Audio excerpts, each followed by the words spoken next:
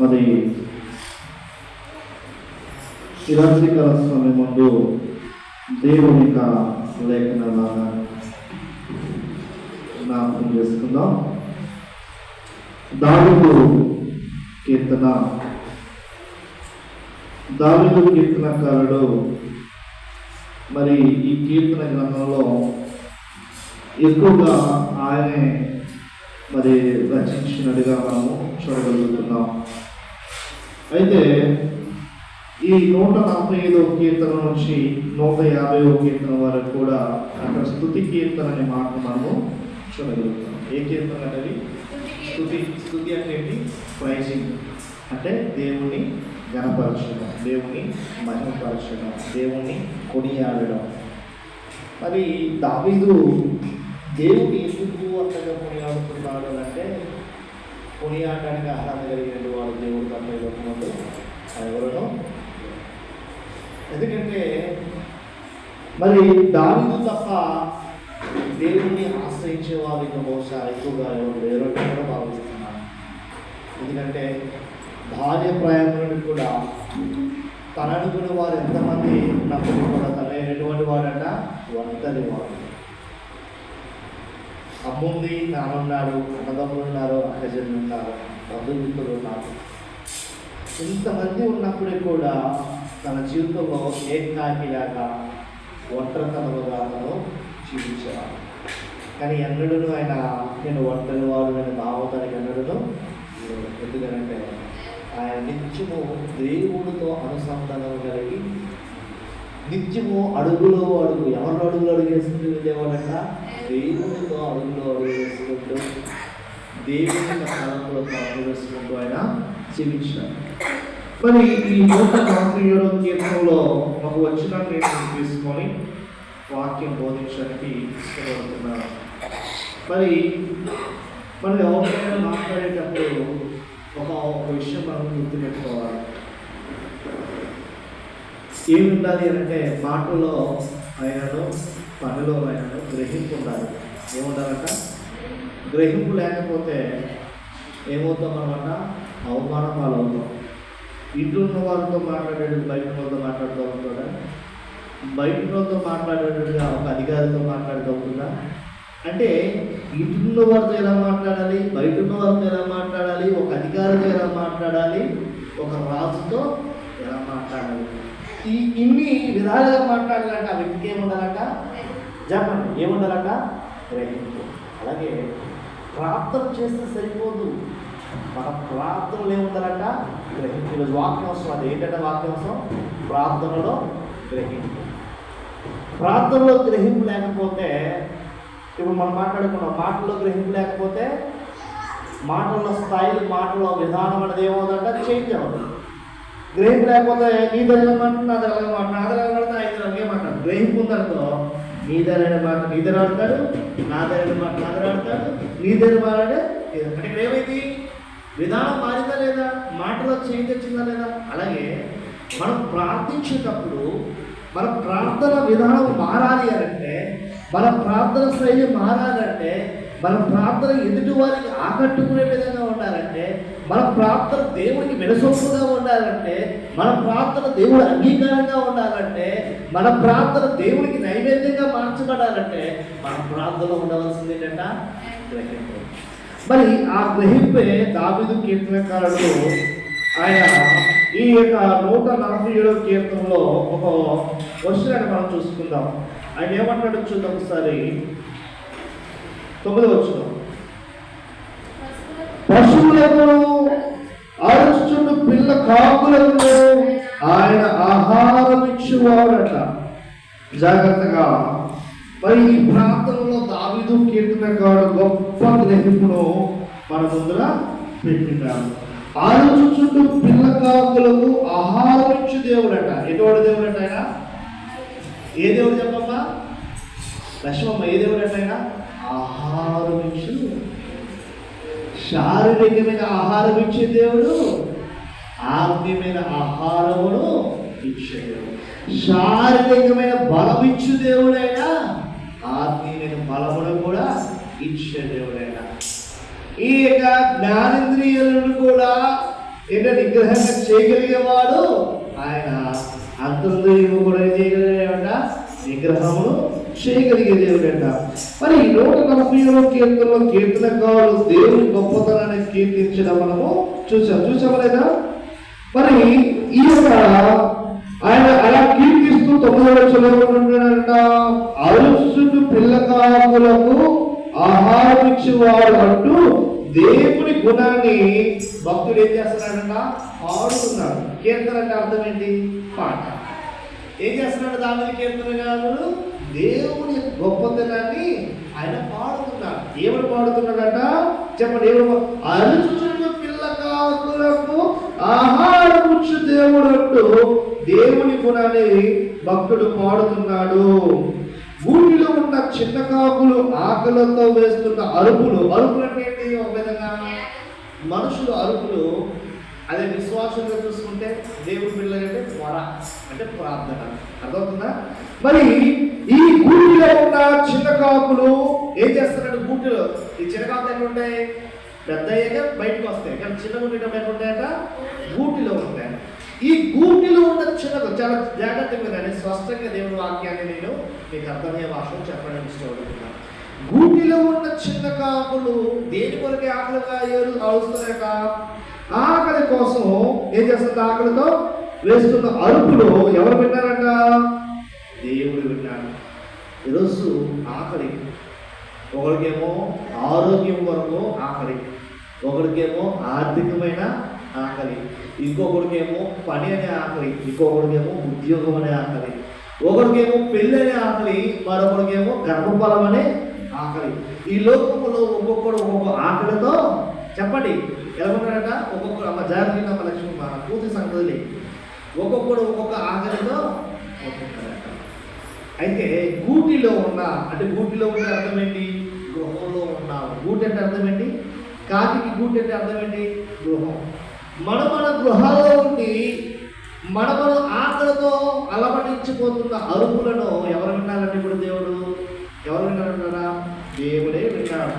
జాగ్రత్తగా విన్నప్పులారా, దేవుడు ఆలక్ష్యం చేశాడా? ఆ చిన్న కాకుల యొక్క స్వరం విన్న దేవుడు ఆ తల్లి చూసుకుంటుందని నాకన్నా ఉన్నాడా? ఏం చేశాడట? ఆహారం కనబడతాం.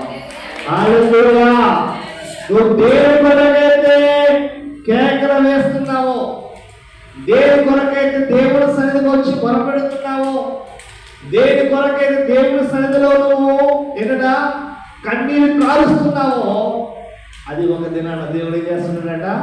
నెరవేర్చబోతున్నాడు. చెప్పబడతాం. హల్లెలూయా. ఆ భూమిలో ఉన్న చిన్న కాకులు ఆకలి యొక్క స్వరము దేవుడు విన్న దేవుడు ఏం చేయలేదో తెలుసా? ఆలక్ష్యం చేయలేక. Praise the Lord. ఆలస్యం చేసేవాడేమో కానీ మన దేవుడు ఆలక్ష్యం చేసేవాడు కాదు.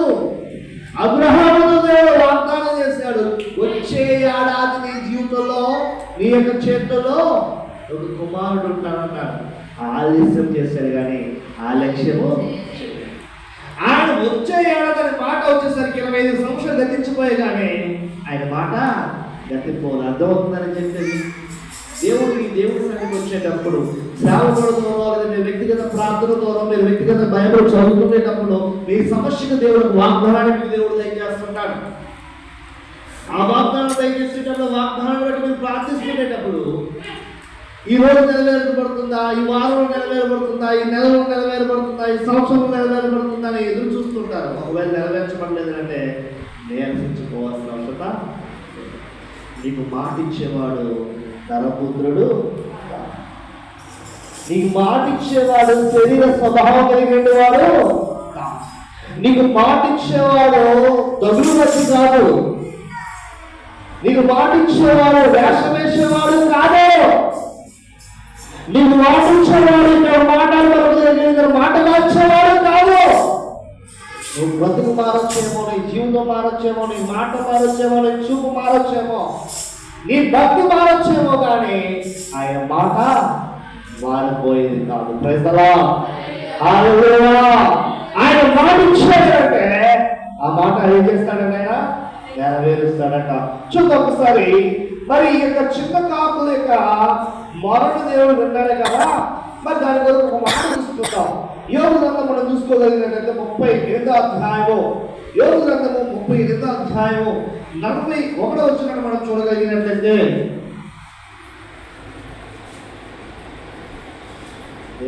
కలుపుతామా చక్కగా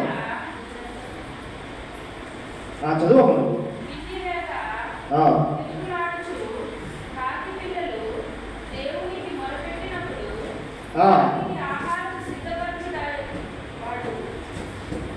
తిండి లేక జగత్తునండి, తిండి లేక తిరుగులాడుచు కాకి పిల్లలు దేవునికి మొరపెట్టినప్పుడు, కాకి పిల్లలు ఎవరు మొరపెట్టారట? వాస్తవంగా ఎవరు మొరపెట్టాలి? కాదు మొరపెట్టాలా? మనుషులు మనం మొరపెట్టాలా? ఎవరు మొరపెట్టాలి? ఈ భూలోకం ఉన్న సమస్త జీవులు, జీవరాశులు, మనుషులు ప్రతి ఒక్కరు కూడా దేవునికే మొరపెట్టాలి. ఎందుకంటే ఆయన తమ్మి లోకంలో ఉండడం మనకు కావలసిన అనుగ్రహించే లోకంలో ఎవరు లేడు. వాక్కు బాగానే ముందుకు వెళ్దాం. తిండి లేక తిరుగులాడచ్చు. తిండి లేక అర్థం అంటే మీ కోరిక నెరవేరక, మీ ఆశ నెరవేరక, మీ తలపు నెరవేరక తిరుగుతూ ఉంటే ఆ కోరిక నెరవేర్చేవాడు ఎవరంటే చెప్పండి, గట్టి చెప్పండి. ఆ కోరిక నెరవేర్చేవాడు ఎవరు? ఆశ నెరవేర్చేవాడు ఎవడు? ఆ ఫలము మీ తలపులను నెరవేర్చేవాడు ఎవరు? మీ ఉద్దేశములను సఫలపరిచేవాడు ఎవరంటే యేసు క్రీస్తు ప్రభువారు. హల్లెలూయా. కాబట్టి దేవుని మొరపెట్టినప్పుడు ఈరోజు కాకుల పక్షములో, కాకుల స్థానంలో మనం ఉన్నాం. కాకి పిల్లలేని మనం భావించు. కాకి ఆకలి ఉన్నానని భావాన్ని నువ్వు ఆకలి ఉన్నావనే ఉద్దేశం కలిగి ఉండు. నువ్వు దేవుని మొరపెట్టినప్పుడు కాకి దేవుడు ఏం చేశాడట? చెప్ప గట్టిగా మాట్లాడండి. ఆహారము సిద్ధపరచువాడట. Praise the lord. హల్లెలూయా. ఒకవేళ నిరుద్యోగిగా ఉన్నట్లయితే, ఉద్యోగం లేక బాధపడుతున్నట్టు వారు ఒకవేళ ఉన్నట్లయితే, పని లేక బాధపడుతున్నట్టు వారు ఒకవేళ ఉన్నట్లయితే, గర్భపాతం లేక బాధపడుతున్నట్టు వారు ఒకవేళ ఉన్నట్లయితే, ఆరోగ్యం లేక బాధపడుతున్నట్టు వారు ఒకవేళ ఉన్నట్లయితే, కుటుంబంలో శాంతి సమాధానం లేకపోయిన వారికి ఒకవేళ ఉన్నట్లయితే, వారికి వారు తగ్గట్టుగా ఏం చేస్తారు దేవుడట? సిద్ధపరుస్తాడు. దేవుడతాం. హల్లెలూయా. హల్లెలూయా. నా ప్రియ సహోదరి సహోదరులారా, మన దేవుడు ఎంత గొప్పవాడో మీకు అర్థమవుతుందా? మన ప్రాంతంలో మనకు ఉండవలసింది అతి ప్రాముఖ్యమైన విషయం ఏంటో తెలుసా?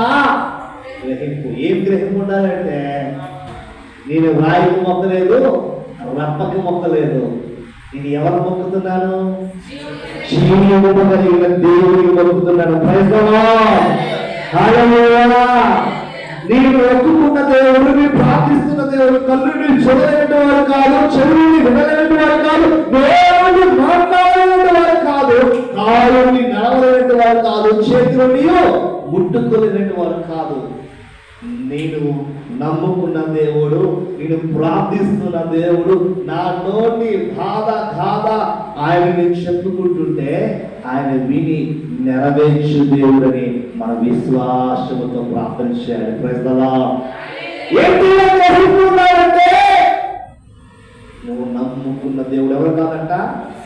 రాయి కాదు, రప్ప కాదు, జీవము కలిగిన దేవుడు. నువ్వు పిలిస్తే పలికే దేవుడు. నువ్వు పలిపోతున్నావంటే ఆయన చేయించి నేను పట్టుకొని లేవనెత్తే దేవుడు. చెప్పండి. నువ్వు సాధారణ దేవుడు నమ్ముకున్నావు, నువ్వు సాధారణ దేవుడు ఆశ్రయించలేదు, నువ్వు శక్తిమంతుడు.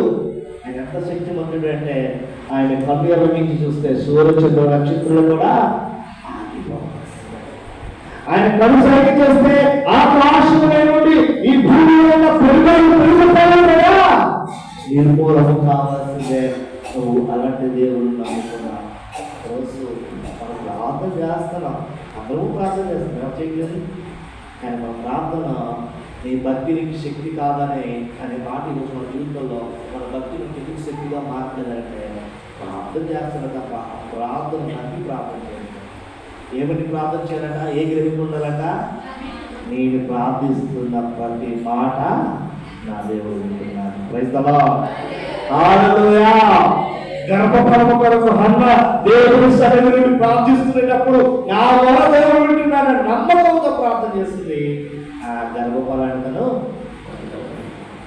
ఆగారు అరణ్యంలో బిడ్డ ఆకలితో అలమటించిపోతుంటే తాగడానికి బుక్కులు నీరు పెరగలే ఉన్నప్పుడు ఆ బిడ్డ యొక్క రోగన చూడలేక ఆగారు అరణ్యంలో దేవుడిని ప్రార్థన చేస్తుంటే గ్రహింపు కలిగి ప్రార్థన చేసినందుకు దేవుడు తనకు ప్రతి ఉత్తరమును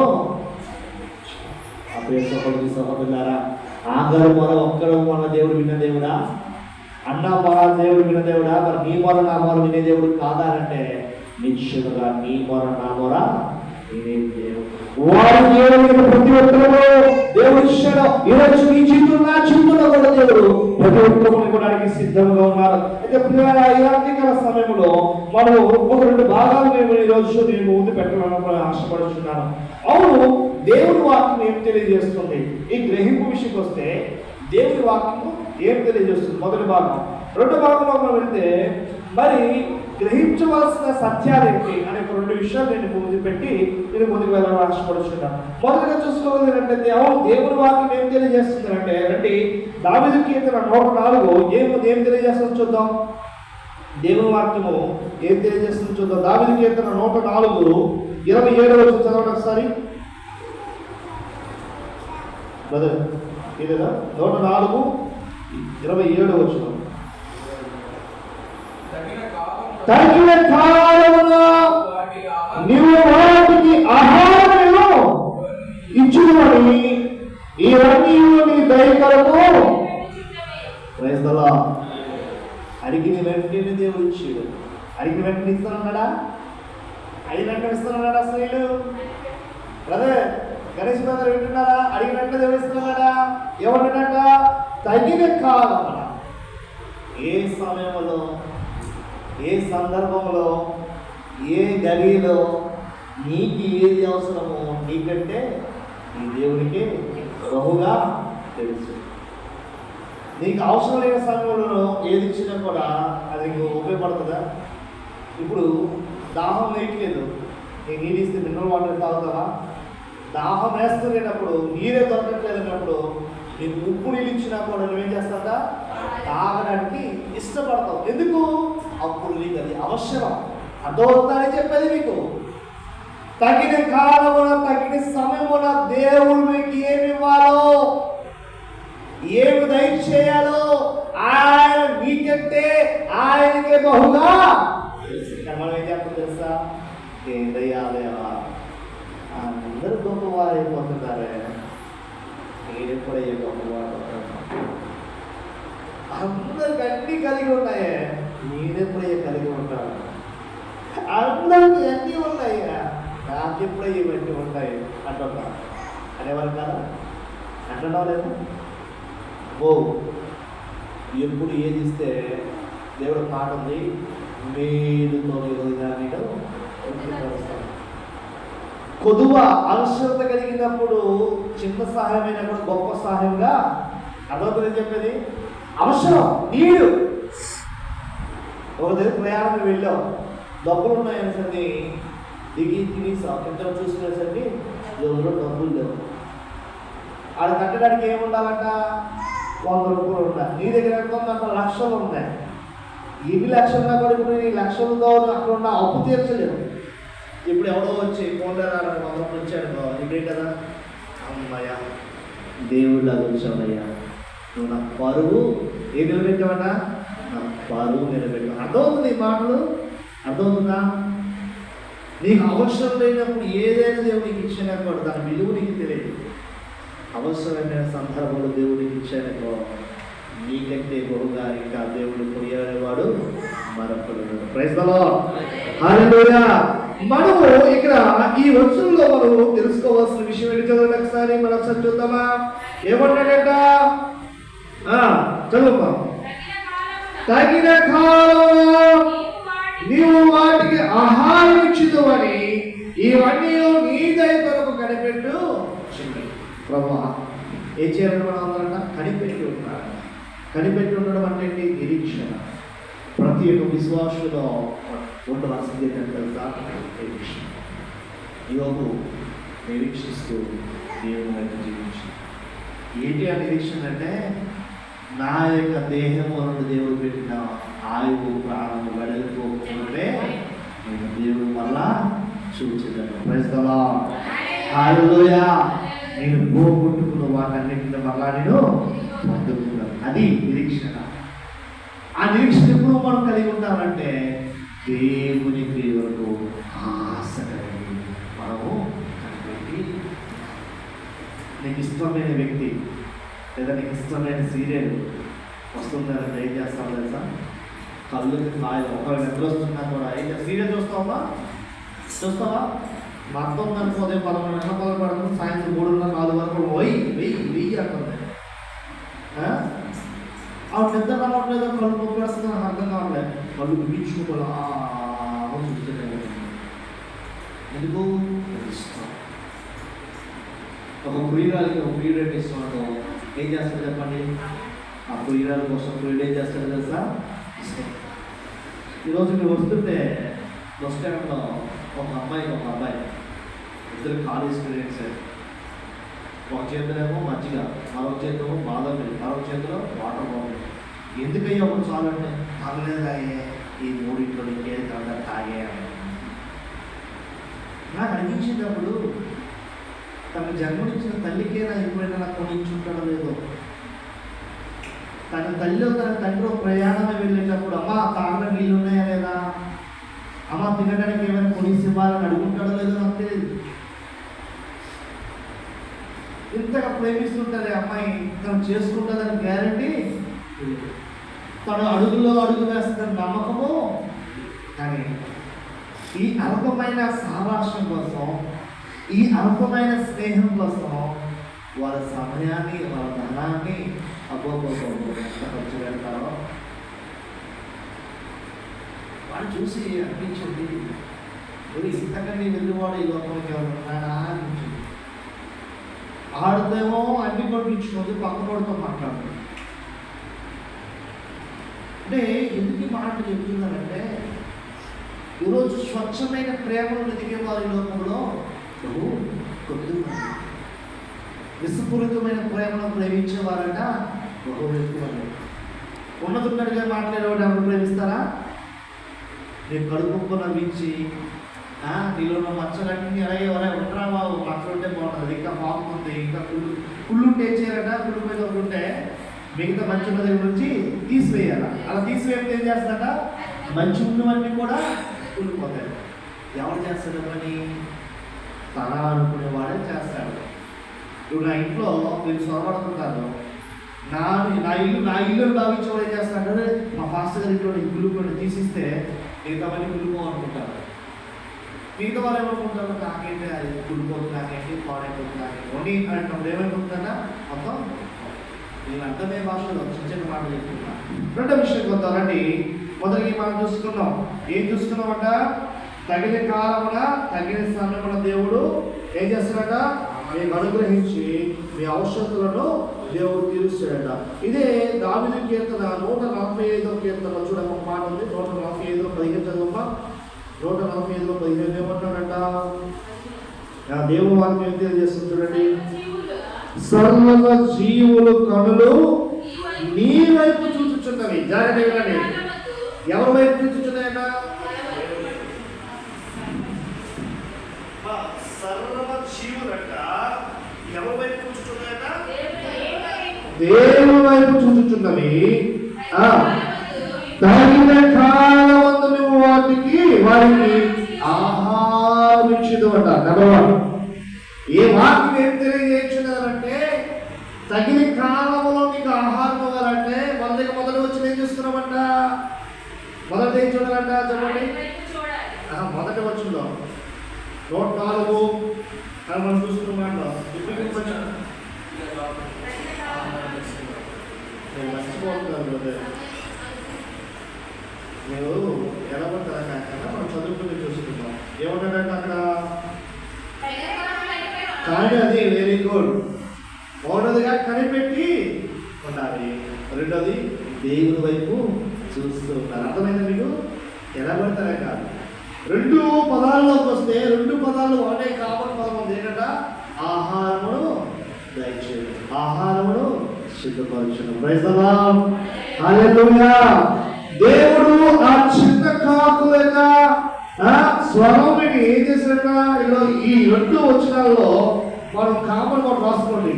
సర్వజీవులు కనుల వాటిని పోషించే దేవుని దయ కొరకు కనిపెడుతున్నాయి. సర్వజీవులు ఏం చేయాలంట? పోషించే దేవుని వైపు కనిపెట్టుకొని ఉండాలి. తర్వాత చూస్తున్నట్లయితే దయ కొరకు, దేని కొరకంట? సర్వజీవులకు, ప్రాణులకు వాటిని పోషించే దేవుని కొరకు ఏం చేయాలంట? దయ కొరకు కనిపెట్టుకుని ఉండాలి. రెండోది చూద్దాం. ఇదే 104:27 చూద్దాం. 27 చదువుకుంటారా? 27 చదవండి కదా. నీవు వాటికి పెట్టినది అది కూర్చుకును, నీ గుప్పులు విప్పగా అది మంచి వాటిని తిని తృప్తిపరచును. ప్రైజ్ ది లార్డ్, హల్లెలూయా. మొదటిగా తృప్తిపరిచేవాడు. రెండవది ఏంటంటే ఏం చేసేవాడంట ఆయన? చూడండి, రెండోది ఏం చేస్తున్నాడంట మనం చూద్దాం. అందులో 145:16 కూడా చూడండి. ఏమంటాడు? 145:16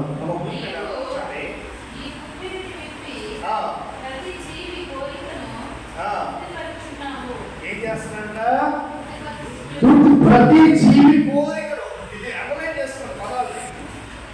ఈ గుంపులు విప్పి మంచి వాటిని తిని తృప్తిపరచుడు. ఇక్కడ మంచి వాటిని ఈ పదాల్లో ఈ వచ్చులకు వచ్చేసరికి ఏంటంట? ఈ వచ్చులకు వచ్చేసరికి ఏంటంట? కోరికను. మొదటిగా మంచి వాటిని అనుగ్రహించేవాడు, రెండోది కోరుకున్నది ఇచ్చేవాడట. Praise the lord. ఎప్పుడు మనం తృప్తిపరచబడతామంట? మనం కోరుకునేవి మనం పొందుకునేటప్పుడు, మనం కోరుకునేవి నెరవేర్చబడి. అంతేనా? అంతేనా? ఏమన్నది? అంతేనా? కేటందా? ఎప్పుడు తృప్తిపరచబడతావు? నీ భార్య, నువ్వు నీ భర్తను ఏదైతే అడుగుతావో, అడిగిన వాటిని భర్త తెచ్చి తృప్తి చెందుతావా? అడిగిన వాటిని తెచ్చి తృప్తి చెందుతావా? నేను ఇది అడగలే, నేను నీకు ఏది అడిగినా నువ్వు తెచ్చిస్తుంటే ఏంటంటే మూడు తల్లి కూడా తప్పని చెప్పండి. ఈ విలువైన దానికి ఏం కావాలంట? ఎందుకు? ఆ మల్లె పూల భార్య ఏంటంట? ఆ మల్లె పూలతో నీకు వేరే జతపరిచినా కూడా దాన్ని ఏం లేదట, ఏం లేదు, విలువ లేదు. అదొక వాల్యూనెస్. తన దృష్టికి ఏంటి విలువ?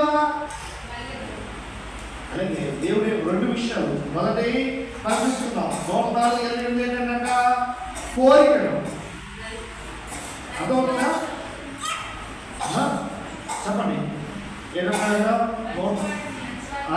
మంచి వాటిని ఏం చేస్తాడంటే మంచి వాటిని ఇచ్చే దేవుడు. 27లో ఏమన్నాడంట? మంచి వాటిని ఇచ్చి తృప్తి పొందాను. ఇప్పుడు ఇక 145 ఏమన్నాడంట? అంటే మంచి వాటిని కోరుకున్న వాటిని. ఎప్పుడైతే దేవుడి ఎదుట మనం కోరుకుంటామో, కోరుకున్న వాటిని దేవుడు తప్ప ఈ లోకంలో ఎవరు ఉన్నారా? ఒక్కొక్కరు కోరుకుంటాం. ఆ కోరుకున్న వాటిని నెరవేర్చేవాడు ఎవరంట? ఎవరంట? దేవుడే. మళ్ళీ ముందుకు వెళ్తాం, సమయం లేదు, తొందరగా వెళ్దాం. ఇప్పుడు 2 విషయాలు చూసుకున్నామంట. 2 విషయాలు చూస్తాం. సర్వజీవులు కన్నులు వాటిని పోషించి దేవుని దైవాన్ని కనిపెడుతున్నాయనే విషయం చూస్తున్నాం. రెండోది, దేవుడు తగిన కాలంలో తన గుప్పులు విప్పి. ఏ గుప్పిలంట?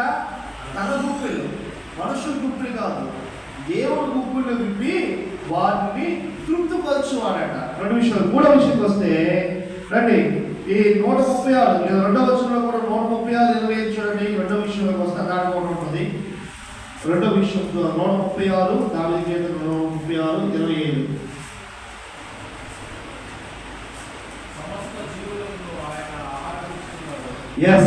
సమస్త జీవులకు ఆయన ఆహారం ఇచ్చుచున్నాడు. ఆయన ఏంటంట? ఆయన కృప సమస్త జీవులకు ఎవరు ఆహారం ఇచ్చేవాడంట? దేవుడు దయ లేకపోతే జీవులకు ఆహారం లేదు, మనుషులకు ఆహారం లేదు. ఇప్పుడు మేకలు, గొర్రెలు ఆహారం ఏంటంట? గడ్డి. తగిన కాల సమయంలో దేవుడు వర్షం చూపించి గడ్డి కొడుతుందా? అదొకటి చెప్పేది. అలాగే పురుగులకి మనం చూసుకుంటే జీవరాశులు నేలమా పాకే విష సర్పాలకైనా తగిన కాలం తగిన చేయకపోతే ఉంటుందా? పురుగులకి వస్తే వర్షాకాలం ఉంటే తప్ప పురుగులు. అందుకే సమస్త జీవులకు ఏదైనా ఆహారం అనుగ్రహించేవాడు ఆయన. హల్లెలూయా. మూడో విషయం పొందాలండి. ఈ మొదటి భాగంలో మూడో విషయం మనం ఆలోచన చేయగలిగినట్లయితే మత్తయి సువార్త 6:26 చదువుతున్నది. మత్తయి సువార్త 6:26 ఇద్దరు ఒక్కొక్కటి వచ్చేస్తుంది కదా. కలు రెఫర్ లెక్కట్లేదు. 6:26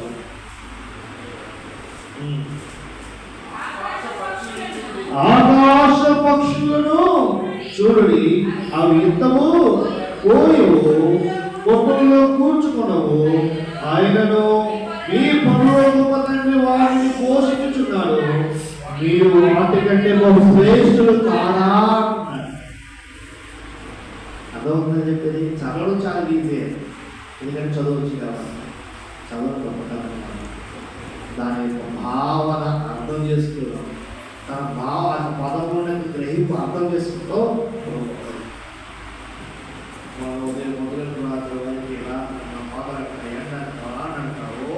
కష్టపడుతున్నాం. మరి వీటికంటే మనం సుఖంగా తినగలుగుతున్నామా? వీటికంటే మనం సంతోషంగా తినగలుగుతున్నామా?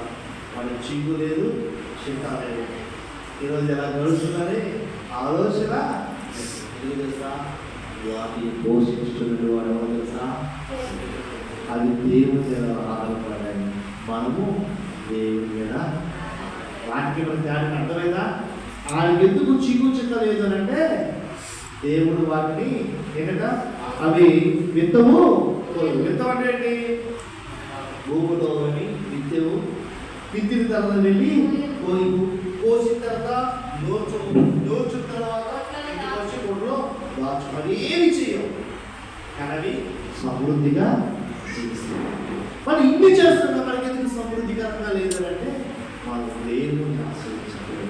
అదొకరా మన దేవుడు. ఈ మూడో విషయంకి వస్తే కొద్దిగా లోతుగా మరి 2 విషయాలు మీరు ముందుకు తీసుకెళ్ళాలి ఆశీర్వదించాను. రండి 2 విషయాలు ముందుకు వెళ్దాం. అదే లూకాసు వార్త 12:24 చూసుకుందాం. లూకాసు వార్త 12:24 చూస్తాం. ఎందుకు కదా అంటే భయం పూసేస్తుంది కదా. 12:24 12:24 చూస్తున్నాం. విచారించి చూడ అవి విత్తవు పోయవు, వాటిని గురిచేయలేదు, కొట్టేలేదు, ఆయనను దేవుడు వాటిని పోషించుతున్నాడు, మీరు పక్షుల కంటే ఎంతో శ్రేష్ఠులంట.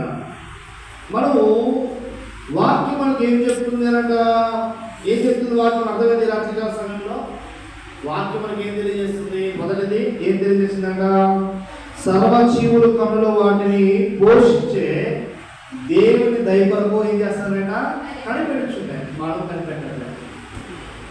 పోషించే దేవుని కొరకు అంటే సర్వజీవులు ఏం చేస్తారంట? సర్వ మానవులు అన్నది మీకు అర్థమవుతుందో లేదు. సర్వ మానవులు అంటే మనం, కానీ సర్వజీవులంట పోషించే దేవుని దయ కొరకు కనిపెట్టుచున్నాయి. మనమేమో కనిపెట్టలేదు. నేర్చుకోవాల్సింది రాత్రి. రెండోది ఏంటంటే దేవుడు తగిన కాలంలో తన గుప్పిని విప్పి వాటిని తృప్తిపరచువాడని నమ్ముచున్నాయి. మనము తగిన కాలంలో తన గుప్పిలు, దేవుడు గుప్పిని విప్పితే ఎలా ఉంటుంది? మానవుడు గుప్పులు విప్పి కొద్ది సహాయం చేస్తే నువ్వు గొప్పగా ఉంటుంది. ఉంటుందా లేదా? ఒక ధనవంతుడు గుప్పులు విప్పుకోవడానికి ఎలా ఉంటుంది? ఈ అవసరం లాంటి ధనవంతుడే నీకు గుప్పులు విప్పితే అవసరం ఉంది. ఈ అవసరం తీరిపోతే ఆ ధనానికి ధనము అనుగ్రహించిన దేవుడు గుప్పులు విప్పితే ఎలా ఉంటుంది? అర్థమవుతుందనుకో, నీ ఓపిక వదిలేస్తాను. రెండోది ఇలాంటి కాల సర్వం నేర్చుకోవాల్సిన విషయం. మూడోది మనం చూసుకోగలిగినట్లయితే విత్తి కూర్చి కోర్చుకునకపోయినను పక్షుల పోషణ పరమ తండ్రియే చూస్తున్నాడు. ఏంటంటే విత్తి కూర్చి ఏం చేసుకుని కూర్చుకోకపోయినాడు, పక్షుల పోషణ చూసుకున్నాడట, పరమ తండ్రియే చూసుకున్నాడు. అలాగే మనం ఇది దినం ఏమనుకోవాలంటే, వాటిని చూసుకున్న దేవుడు నన్ను కూడా చూసుకున్నాడు. ఎందుకంటే వాటికంటే మీరు ఎవరన్నా పక్షులు దేవుడి స్వరూపం నిర్ణయించడమే. పక్షుల కొరకు దేవుడు ఎముకలు తీయలే. పక్షుల కొరకు దేవుడు మాంసం తీయలే. పక్షుల యొక్క జీవవాయువులు దేవుడు జీవవాయువు వదలే. ఎవడో తేడట మనము మరి వాటికంటే మనం శ్రేష్టం కదా. కానీ అవి దేవుడి మీద ఆధారపడుతున్నాయి. కానీ వాళ్ళు చేయలేదట సిగ్గుపడాలి ఈ విషయంలో. చాపును ఆజ్ఞాపించాడు, ఇదిగో నా సేవకుడైన యోనా పడవేయబడుతున్నాడు. తనను తిరిగి తన స్థలంలో మీరు తక్కమంటే ఏం చేసిందట? కాబట్టి దేవుని యొక్క ఆజ్ఞను అతిక్రమించకుండా చిత్తం అనుకొని ఆ బాటకులో పడి తన గర్భములు 3 దినాలు చాప యోనాన్ని దాచుకుంటూ చెప్పబోయే ప్రదేశానికి వెళ్ళి కట్టింది. Praise the lord. హల్లెలూయా. పాపులకు దేవుడు ఆజ్ఞాపించాడు, ఇదిగో నా యొక్క సేవకుడు పలానా అరణ్య మార్గములో ఉన్నాడు, మీరు ఉదయం సాయంత్రం దాన్ని తీసుకెళ్ళి ఆహారం సిద్ధపరచమనంటే కమెంట్ ఇచ్చాడు. చిత్తం అంటే వెళ్ళిలో ఉన్నాడు. దేవుని ఆజ్ఞ ఈరోజు మానవులు ఉంటున్నావా? దేవుడు అనుక్షణము వాళ్ళు ఎన్నో ఆజ్ఞలు ఇచ్చినాడు. నీ పూర్ణ మనసుతో చెప్పండి, నీ పూర్ణాత్మతో, నీ పూర్ణ వేగముతో నీ దేవుడిని యెహోవాను ఆరాధించడం. ఆరాధిస్తున్నావా? 2 ఆజ్ఞలు ఇచ్చాడు. నిన్ను వాళ్ళు నీ పొరుగు వారిని. దీనికి ఇచ్చిన ఆజ్ఞలు ఏవి కూడా ఈ దేవుడు ఇచ్చిన 10 ఆజ్ఞలన్నీ తీసుకొచ్చి 2 ఆజ్ఞలో పెట్టాడు. చేయగలుగుతున్నావా? అందుకే దేవుడి శక్తిని మనం అందరూ విశ్వాసం పడుతున్నాయి, అందరూ భక్తి పడుతున్నాయి. మనకంటే గొప్పవారు ఎవరు లేరు ఫీలింగ్లో మనం ఉన్నాం. కానీ మనకంటే దౌర్భాగ్యుడు ఎవరి లోపంలో అనే తమ దౌర్భాగ్యుడు. ఎందుకంటే నీకుగా నీతిమంతుడు అనుకుంటే నీకంటే దౌర్భాగ్య స్థితి నీకు ఎవరి లేదు సార్. స్వనీతి నమ్ముకోకూడదు. ఎవరి నీతి నమ్ముకోరంట? దేవుడి నీతి నమ్ముకోవాలి. దేవుడి నీతి నమ్ముకున్న వాడు ఎవరో నీ నీతిమంతుడని అన్నాడు చెప్పుకోలేదు. ఎందుకంటే దేవుడికి స్వనీతిని ఆధారపడేవాడు ఆ నీతి ఏమవుదంట? నెరవేర్చబడదండి. 2వ భాగం ఏం చెప్పారంట? గ్రహింపవలసిన సత్యాలు. ఈ గ్రహించవలసిన సత్యాలకు వస్తే 2 విషయాలు రాసుకోండి. చిన్న కాకులు మొరను ఆలక్ష్యించే దేవుడు, చిన్న బిడ్డలు చేయు ప్రార్థనలో దేవుడు తప్పక వింటాడు. అర్థం? చిన్న కాకులు అంటే ఎవరు? చిన్న బిడ్డలు. చిన్న కాకులు స్థానంలో చిన్న బిడ్డలు. అది అంటాడు, చిన్న పిల్లలను ఆటగా పరచనీయుడు వారిదే దేవుని రాజ్యం. ఇప్పుడు మీరు దేవుడి దృష్టిలో చిన్నపిల్లల పెద్ద పిల్లల అందరూ చిన్నపిల్లలు. అర్థమవుతుంది మీకు? వాటికి అర్థమవుతుందా? అర్థమవుతుందని చెప్పండి. మనం చెప్తా అర్థం కాకపోతే. ఇదేటువంటి అర్థం కావాల్సిన విషయం ఏంటంటే చిన్న కాపులు మనం ఆలక్ష్యం చేయని దేవుడట. మరి చిన్న బిడ్డలో చేయి ప్రార్థన ఆలక్ష్యం చేస్తే అర్థం ఏదండి అనేది మా అర్థం ఏదో నేను అసలు అర్థం కాకపోతే చెప్తా. చెప్పరా? అర్థమైతే అర్థం కాదు. చిన్న కాపులు ఆకలి కొరకు కేకలు వేసుకుంటూ దేవుడు చేసేవాడు. విని ఆలస్యం చేశాడా? చేయలేదా? చేసి ఏం చేశాడు? ఆహారం సిద్ధపరిచాడు. మరి చిన్న బిడ్డలు ప్రార్థన చేస్తే దేవుడు ప్రార్థన వినకుండా ఉంటాడా? చిన్న బిడ్డలు అంటే ఎవరు? ఆమె అర్థమవుతుందా? దేవుడు దృష్టిలో మనం అందరం అవ్వకుండా పిల్లలారా అన్నాడు. ఏమన్నాడు అనుకున్నాడు? మనందరం దేవుని బిడ్డలం. ఎవరు మనందరం కూడా దేవుని బిడ్డలం. మరి దేవుడు మన ప్రార్థనలు విని ఏం చేస్తాడట? నిశ్చయముగా మన ప్రార్థనలో దేవుడు వింటాడు. విని ప్రార్థనలో దేవుడు ఏం చేస్తాడట? బలపరుస్తాడు. మనం కూడా ఒక్కొక్క ప్రార్థనలు బలపరచాలి. ఒక వ్యక్తిని ఒక పాటు ప్రార్థన వస్తున్నాడు. ఆ వ్యక్తి ప్రార్థన చేయలేకపోతున్నాడు. నేచర్ తెలుసా? ఆ వ్యక్తి నువ్వు పర్సనల్గా నేచర్ ట్రైనింగ్ ఇవ్వాలి. ప్రార్థన కాదు చేయాలి. భయపడదు, ఏ దిగు పడదు. ప్రార్థించే ఒక్కొక్కరు ఎవరే ప్రార్థన చేసేవాడిని, ఒక్కొక్కరు ఎవరే కనబడేవాడిని. కానీ ఈరోజు నేను స్పష్టంగా ప్రార్థన చేయగలుగుతున్నానంటే మీ ఏదైనా చెప్పాను అన్నట్టు ఒకరు చెప్పాడు కాబట్టి నేర్చుకున్నాను. ఏం చేయాలన్నా మనం బలపరచాలి. ఏ విధంగా బలపరచాలి? ఏ విధంగా బలపరచాలి. 2వది ఏమని? గ్రహింపు. రేపు ఏదైతే దేవుడు అడుగుతున్నావో అడుగు వాటన్నిటిని దేవుడు నీకు అనుగ్రహిస్తాడు. నమ్మకంతో ప్రార్థించాలి చెప్పాలి. 2వదిగా గ్రహించవలసిన సత్యాలు. 2వ సత్యం ఏంటంటే చిన్న కాకులు పోలను బట్టి తల్లి కాకి ఏం చేశాడ? దేవుడు ఆహారం ఓన్లీ చిన్నపిల్లలకి ఇచ్చాడా, తల్లి కూడా ఇచ్చాడంటే చిన్నపిల్లలతో పాటు కూడా తల్లి కూడా ఆహారం అనుగ్రహించాడు. Praise the Lord. అంటే బైబిల్లో ఏంటంటే ఆ చిన్నపిల్లలకి తినమని చెప్పలే, ఆ యొక్క చిన్నపిల్లలకి పెద్ద పిల్లలు అందరినీ కూడా ఏం చేశాడ సమృద్ధిగా అన్ని కట్టినాడు. ఎక్కడ 136 ఏముందంట ఒక్కసారి చూడండి. 136 అక్కడ మాట వస్తుంది, ఏముంటుందంట చదవండి ఒకసారి. దావీదు కీర్తన 136:25 అక్కడ చూడండి. అక్కడ మాట ఇప్పుడు అర్థమైందా? దేవుడు చిన్న కాపులే కాదు, చిన్న కాపుల యొక్క తల్లులను కూడా ఏం చేశాడట, ఆహారము ఇచ్చి దేవుడు చిన్న బిడ్డలను మొరను బట్టి కుటుంబ అవసరాలను కూడా ఏం చేస్తాడట, తీర్చే దేవుడు. Praise the lord. హల్లెలూయా. ఈ రాత్రికాల సమయంలో ఒక సత్యాన్ని మీరు గ్రహించండి. కుటుంబంలో ఒక్కడు ప్రార్థన పరుడు నిలిచాడు. నోవాహు ఒక్కడే నీతిమంతుడు, నోవాహు ఒక్కడే యథార్థవంతుడు, నోవాహు ఒక్కడే భక్తిపరుడు. నోవాహు నీతిని బట్టి, నోవాహు యథార్థతను బట్టి, నోవాహు భక్తిని బట్టి నోవాహు కుటుంబం ఎంతమంది అంట, 8 మంది కూడా ఏమయ్యారట, రక్షించబడ్డారు. మరి ఆయన మనం చూసుకోగలిగినట్టే అపోస్తల కార్యాల వ్యక్తి ఉంది, లూదియా యొక్క దైవభక్తురాలు మనకు కనబడుతుంది. ఆవిడ ఒక్కదే ఏం చేసిందంట, కుటుంబాలందరినీ కూడా రక్షించుకోండి. జైలది గారు ఒక్కడే జైలు ఏం చేశాడంట, తను రక్షించుకోండి, తన కుటుంబాలంతా కూడా రక్షించుకున్నారు. మొర్దెకై ఒక్కడే ఏదైనా ఒక రక్షణ తర్వాత తన కుటుంబాలంతా కూడా రక్షించుకున్నాడు. ఈ రాత్రికాల సమయంలో ఏమంటున్నారంటే, ప్రార్థన పరుడు ఒక్కడు ఉంటే చాలు, ఈ ప్రార్థన బట్టి నీ కుటుంబాలందరూ కూడా రక్షణ వాడమని చేయవట నడిపించగలవు. Praise the lord. హల్లెలూయా. కాబట్టి ఏంటంటే మనం ఈరోజు వాక్యం అర్థమైంది. ఇప్పటికేనా వాక్యం అర్థమైతే అర్థం కాలేదా? ఎక్కడ దొరకట్లేదా? నాకు తెలిసి ఎవరు దొరకలేదు, ఎక్కలేదు కదా ఎవరు స్వామి చెప్పారు. బ్రదర్ మీకు అర్థమైందా? ప్రార్థనలో గ్రహింపు. ఏంటి గ్రహింపు? మొదటి వచ్చేలో దావీదు కీర్తన 147:9 చూస్తుంటే, పశువులు కాపుల యొక్క పిల్లల యొక్క అరుపులను విని దేవుడు ఏం చేశాడ, ఆహారము సిద్ధపరిచాడు.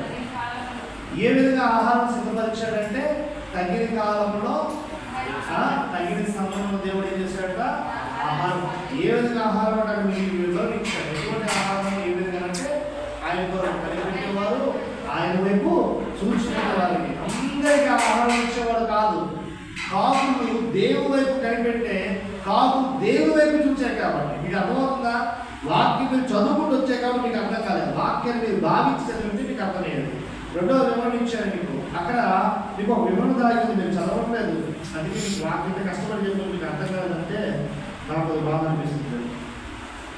చూడండి 104:27 తగిన కాలమున నువ్వు వాటికి ఆహారం ఇచ్చేవాడు, ఇవన్నీ నీ దయ కొరకు కనిపెట్టుచున్నాయి.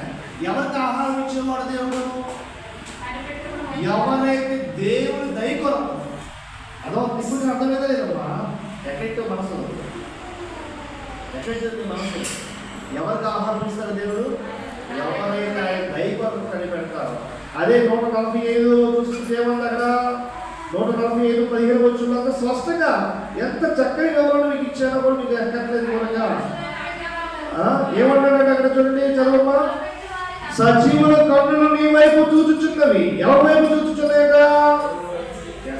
దేవుని వైపు చూడాలి. నీకు ఆహారం అనుగ్రహించబడాలి అంటే ఏవైపు చూడాలట? దేవుని వైపు చూడాలి.